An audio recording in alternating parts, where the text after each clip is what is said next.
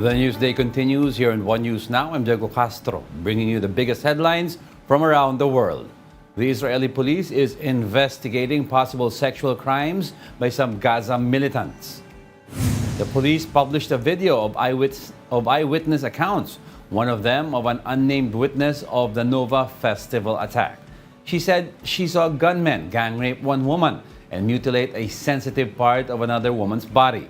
Police added that she also saw a gunman shooting a woman in the head while raping her. Israeli Prime Minister Benjamin Netanyahu said he heard stories of sexual abuse from hostages returned by Hamas during their ceasefire. I say to the women's rights organizations, to the human rights organizations, you've heard of the rape of Israeli women? Horrible atrocities, sexual mutilation? Where the hell are you? I expect all civilized leaders, governments, nations to speak up against this atrocity. The World Health Organization says the situation in Israel is deteriorating by the hour as Israeli bombings intensify. WHO representative in Gaza, Richard P. Percorn, expressed his deep concern about the vulnerability of the enclave's health system. UNICEF spokesperson James Elder, meanwhile, said the areas of Gaza designed as safe by Israel were nowhere near meeting basic requirements. He warned absence of sanitation and shelter is a perfect storm for disease outbreak, which could be prevented by a ceasefire. The U.S. State Department announces visa restrictions against individuals involved in undermining peace in the West Bank. U.S. State Secretary Antony Blinken says the restrictions will target those who have committed acts of violence in the West Bank. Those who have taken actions to restrict civilians' access to essential services and basic necessities will also be covered by the ban. The restriction may also apply to individuals' family members. The first bans under the new policy will be imposed on Tuesday. More designations will also be made in the coming days. We'll be back with more stories after the break. Keep it here on One News.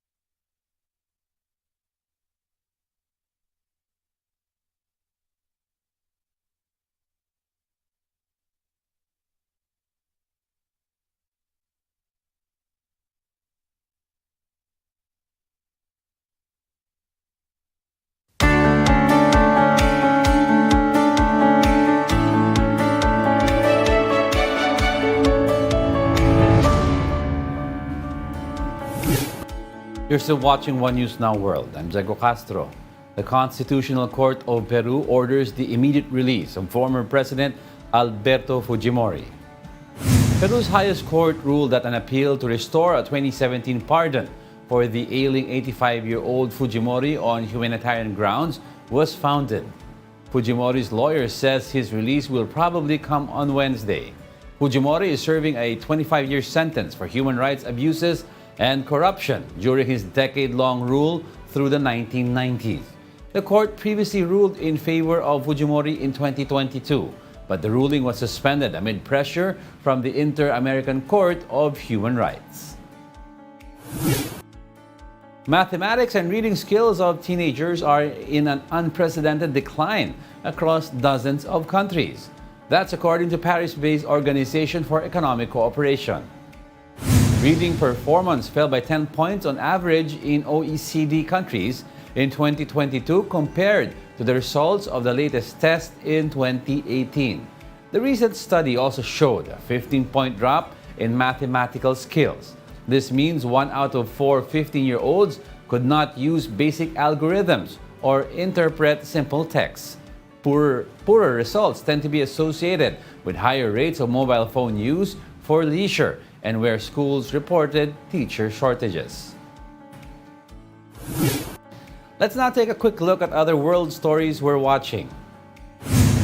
The death toll from Indonesia's Marapi volcano eruption jumps to 22 as rescuers find more climbers near the crater. Search operations are set to resume for one further missing person. Cyclone Michaung barrels into the southern Indian coast. Its arrival was preceded by torrential rains and flooding that killed at least 13 people, including a 4-year-old boy. And Arctic weather enfolds swathes of Russia with temperatures in the wilds of Siberia falling to minus 58 degrees Celsius. A drone footage of Yakutsk, one of the world's coldest cities, shows freezing clouds and fog. And those are the top world headlines of the hour. Join us again at 9:45 a.m. as we continue to monitor the day's biggest stories. I'm Diego Castro. We are One News, all sides, all the time.